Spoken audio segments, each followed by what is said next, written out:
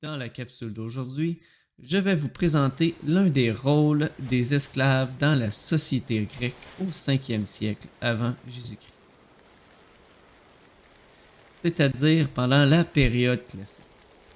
En classe, nous avons vu que la hiérarchie sociale d'Athènes est constituée de trois classes sociales: les citoyens, les métèques et les esclaves.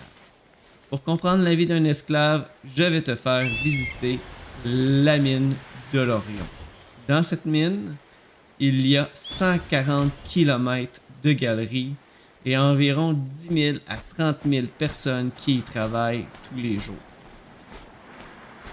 Le travail, qui est très difficile, consiste à extraire de l'argent pour faire des pièces de monnaie, le fer pour des outils et des armes, ainsi que l'or, le cuivre, le plomb et le tin.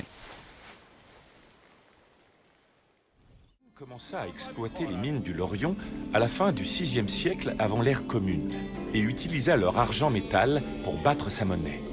La production augmenta considérablement vers moins 485, date à laquelle fut découverte une veine particulièrement riche.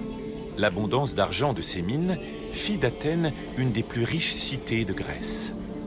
Elles fournirent également les moyens nécessaires à la construction d'une flotte assez vaste pour vaincre les Perses à la bataille de Salamine.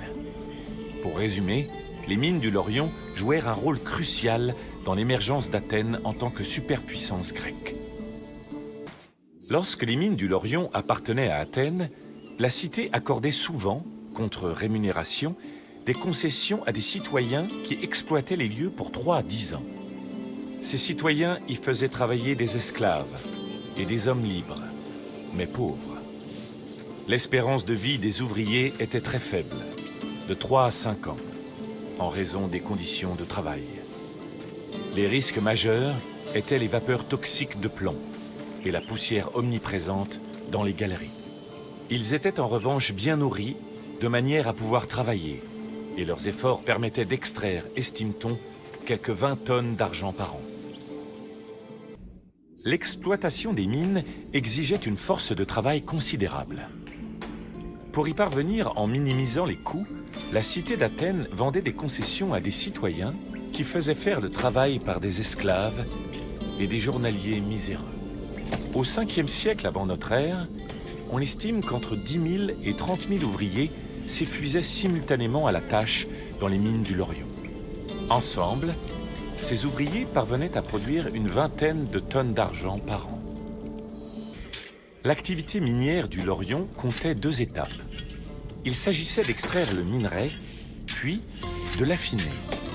Il fallait environ 16 kilos de minerai brut pour produire une seule drachme d'argent pur, pesant 4 grammes. Des objets retrouvés dans les mines nous éclairent sur les différentes étapes du processus d'extraction. Des galeries étaient creusées afin de suivre les veines de minerai. Elles étaient exiguës et n'offraient guère de place aux ouvriers. Elles étaient aussi taillées à la main, et on estime qu'il fallait plusieurs jours pour progresser de quelques centimètres. Lorsque les galeries atteignaient finalement les veines, le minerai était extrait, puis broyé dans un mortier afin de le préparer au lavage. Je te rappelle que les esclaves ne sont pas libres. Ce sont des objets qui peuvent être vendus, échangés ou utilisés. À Athènes, c'est 37% de la population totale.